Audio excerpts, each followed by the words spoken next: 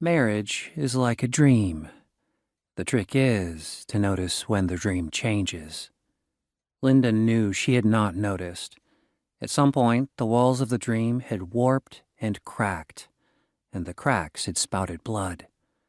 But she could not remember when the dream had changed. She sat staring at the glistening black expanse of the plate glass window as she had all night, from the moment Ike had left her here alone in the house, alone in the woods, waiting for her killer to appear in the window. She wanted to remember all of the moments, to sort back through them like snapshots in a cardboard box. She wanted to find the moment when she should have known. She remembered driving. It had been white hot outside that day.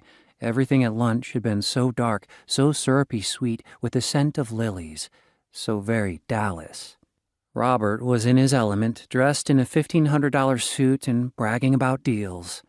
Now outside, through the blue tint of the Cadillac windows, the vast new concrete surfaces of the city were bathed in a sheeting glare. The car's laboring air conditioner filled the interior with cold, damp air. Robert had been happy at lunch, full of himself and charming. He had told the New York stories, how awful it was.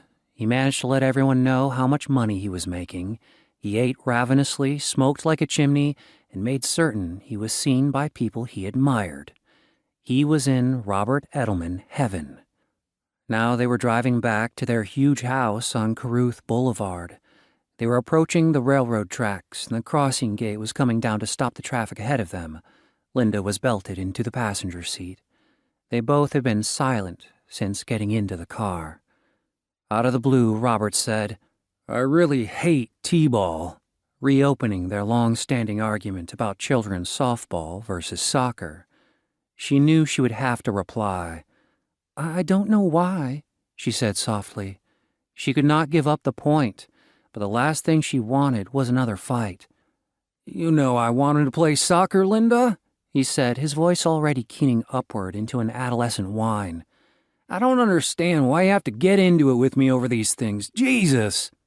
"Robert, Stephen is the one who wants to play T-ball. He likes T-ball because his friends play T-ball."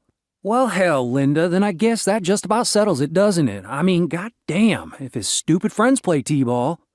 "Robert, I don't want to discuss this. I want to wait and talk about it later." The car was stopped. The crossing gate was down, holding the back of its long white arm against the faces of the traffic. The warning alarm was clanging. The inside of the car was bone-chillingly cold. Robert was still sweating heavily from his 3-minute exposure to the sun, waiting for the valet parker to bring the car.